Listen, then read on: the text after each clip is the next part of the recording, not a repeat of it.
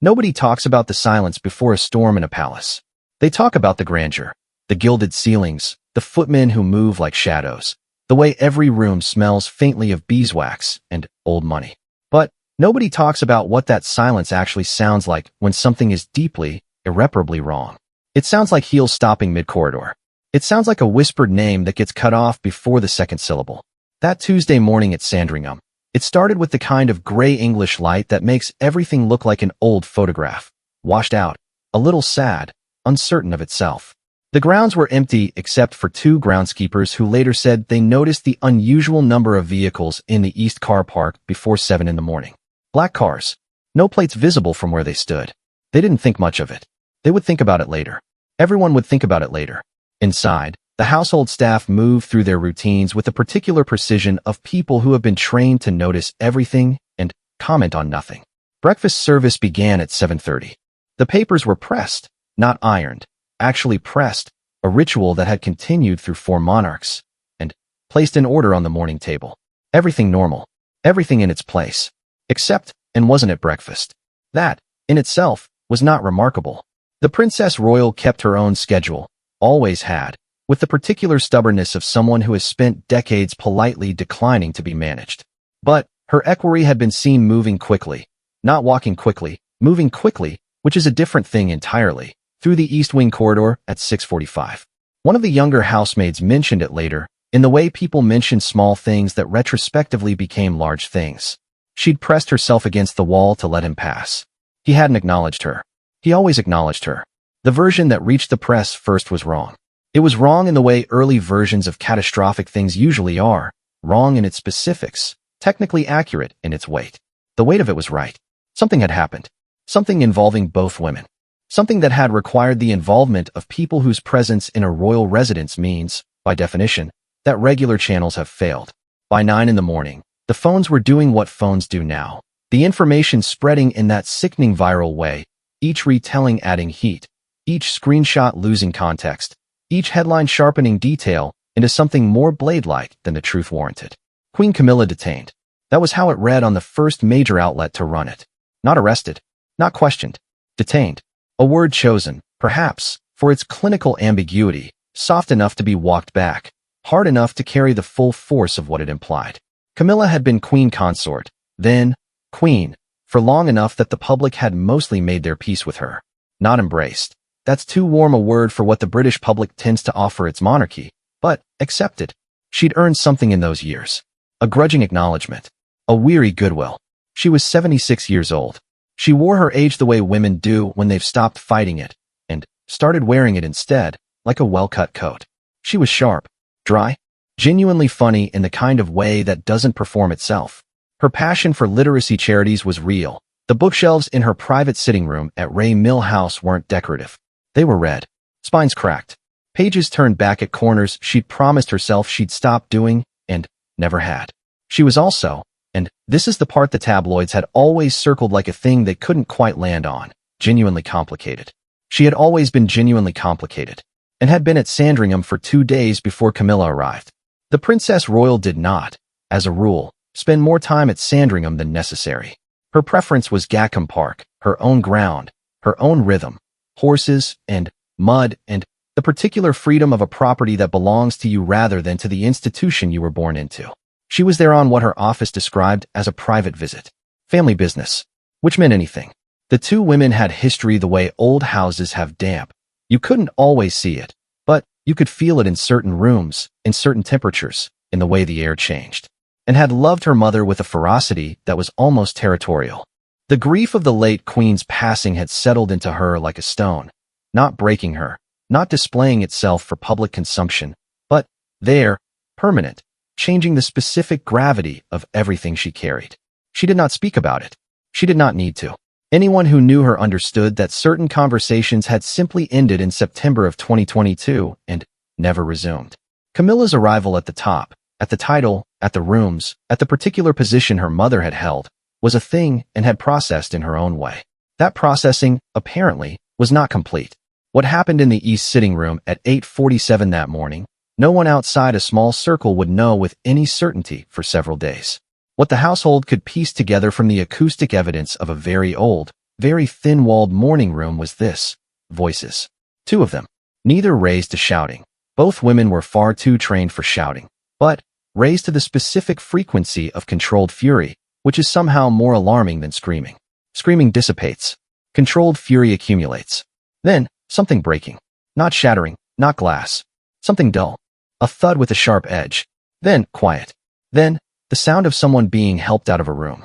The family liaison officer who took the initial call described Camilla as composed but injured. The word injured was the one that triggered the escalation. It moved the incident from family dispute, handled quietly, internally, filed nowhere, to something that required external documentation. And once external documentation existed, containment became impossible. A medical team arrived first.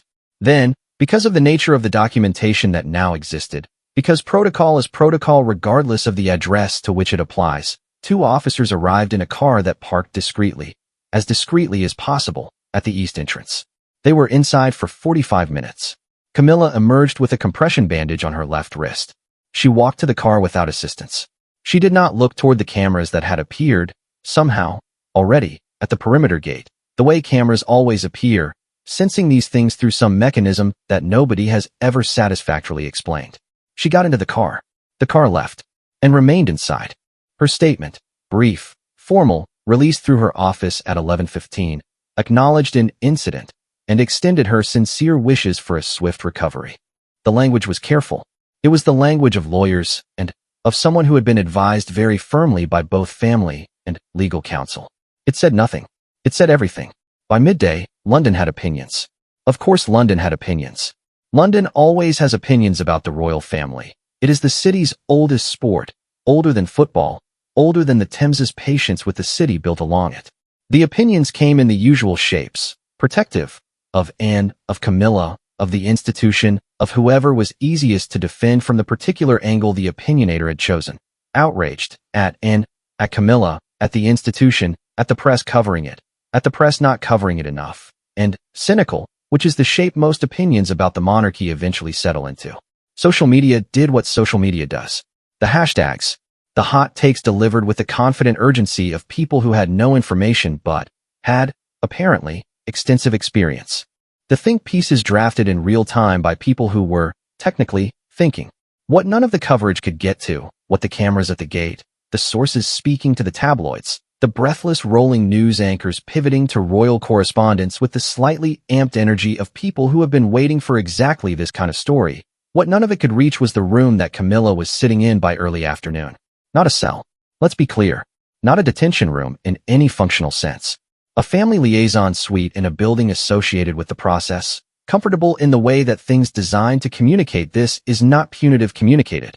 A chair that was too soft, a side table with a laminated leaflet about support services, a window that looked onto a car park. She sat with her bandaged wrist in her lap. She had declined tea twice and accepted water once. Her solicitor was with her. She was not speaking. She was looking at the car park. There is a particular quality to waiting that the very old and the very tired know better than anyone else. It is not passive. It only looks passive from the outside. From the inside, it is a full-body act, holding yourself against the tide of everything the moment wants to demand of you, keeping your face quiet while your mind does whatever your mind does in the territory of how did it come to this. Camilla was thinking about a specific afternoon, not the morning, not the east sitting room, not the dull thud, not the sound of her own wrist against the edge of the marble mantelpiece when her balance had gone, whether pushed or stumbled, she genuinely didn't know, and that uncertainty was its own complicated thing. She was thinking about an afternoon 8 years ago, a garden, a particular look on Anne's face, a lunch that had started neutrally and ended with 15 minutes of silence so loaded that the garden birds had felt it and gone quiet too, and had said something then, not unkindly, or maybe unkindly. It was difficult to know with, and the delivery and the intent were so rarely aligned, about belonging, about what belonged to whom, about what had been given and what had been taken. She'd meant it as a question, Camilla had always believed. But it had arrived as a verdict. The king had been informed by 8:15. This is the part that the press would linger on longest, when the full picture eventually assembled itself. That Charles had known within 90 minutes, that he had spoken to both his wife and his sister before speaking to anyone else, that his private secretary had arrived looking like a man performing steadiness over something that was not steady at all. The king did not make a public statement that day. He would not make one for 3 days.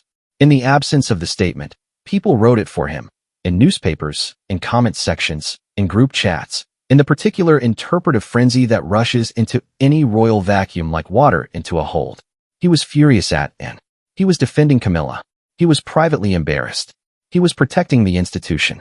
He was protecting his sister. He was choosing, as he always chose, the quiet management of impossible things over the clean declaration that would have cost him more than he was willing to spend. All of them were right. All of them were wrong. Both things are true, simultaneously, about most royal interpretations. The institution runs on ambiguity the way other organizations run on policy.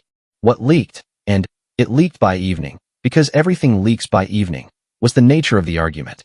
Not a new argument. An old one. The oldest one between them, wearing new clothes, and had said something about the late queen's personal effects. A specific item. A piece that had been, in the family's understanding, destined elsewhere, and had ended up, through the bureaucratic reorganization of grief, through the legal machinery of succession, through whoever made the decisions about such things in the weeks after a matriarch dies, in Camilla's possession. Whether this was intentional, whether it was oversight, whether it was the king's decision or someone else's, or simply the way things fall when everything is falling at once, none of this had been resolved. It had been set aside. Things were set aside in this family because the alternative was confronting them, and confrontation was the option everyone had been trained since birth to treat as the nuclear one. The thing that had been set aside had, apparently, been sitting in Anne's chest for 2 years like a splinter working toward the surface. That morning, it had broken through. The bandage on Camilla's wrist was the result of a stumble. The medical report confirmed this. The physical examination confirmed this.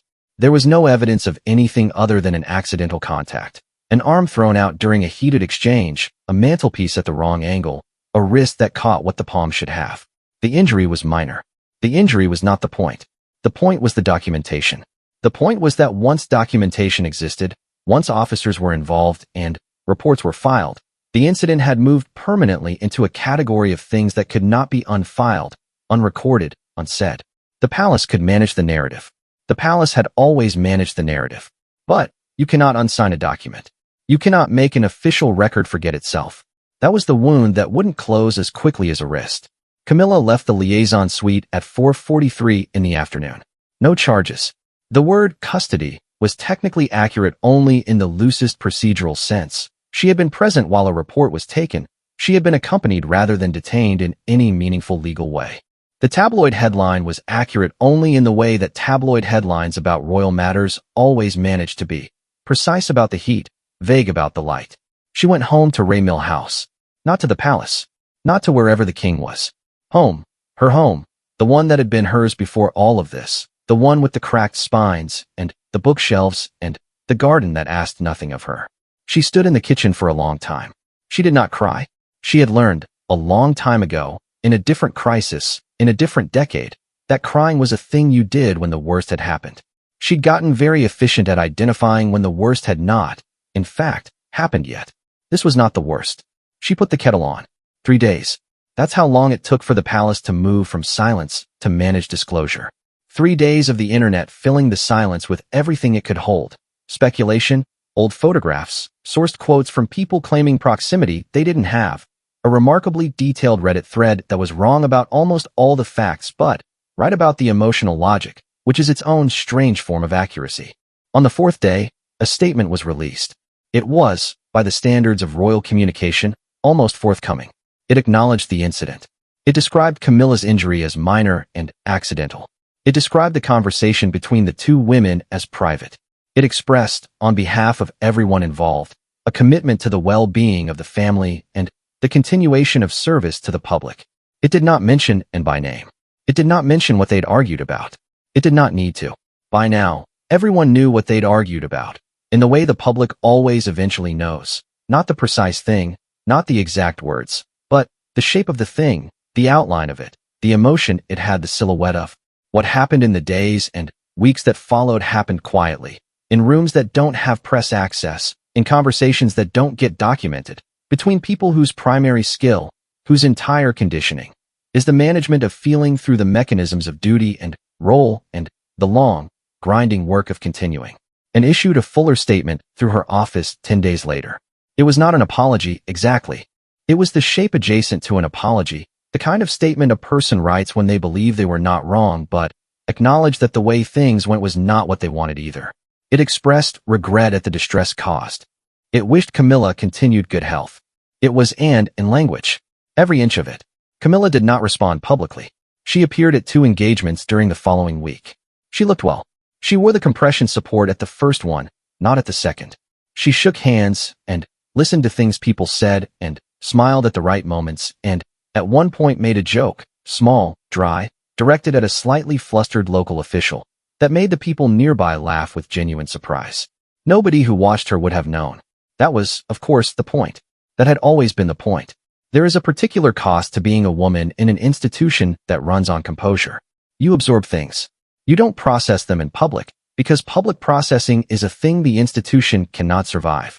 You fold them in, somewhere toward the left side of the chest, and you keep going. And the folding becomes so habitual that you sometimes forget, in the midst of the going, that the things are still there. Both women knew this. This is the thing nobody said out loud. Not in any statement. Not in any briefing. Not in any of the carefully sourced pieces that ran in the broadsheets with the slightly breathless quality of journalism that knows it has a significant story, but not quite all of it. The argument in the East sitting room was about a piece of jewelry. It was about grief. It was about 2 years of careful coexistence that had required from both women a form of constant management that is, in its sustained practice, genuinely exhausting. It was about a woman who had died and whose absence had left, in the architecture of the family, spaces that didn't close up the way wounds do, spaces that stayed open, drafty, filling with the debris of unresolved questions about loyalty and love and who, ultimately, had been more truly known. Neither of them was wrong about this. Neither of them was entirely right. This is, also, almost always true of the things that fracture families. The wrongness is shared unevenly. The grief is shared more equally than anyone admits.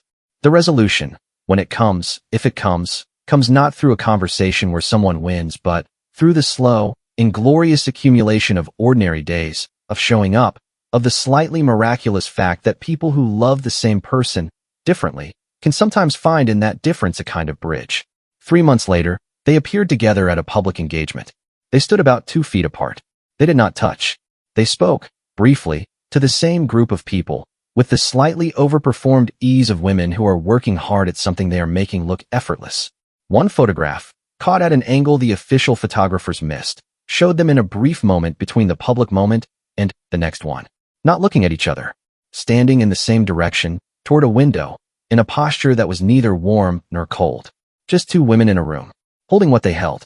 Still there. The tabloids called it a reconciliation. It wasn't that, quite. It was something older and less clean and more real than reconciliation. It was 2 people agreeing, without words, to carry the weight in the same direction for a while. It was the working arrangement of grief. It was, in its particular way, enough. The heels moved together down the corridor. The silence, that morning, was just silence again. And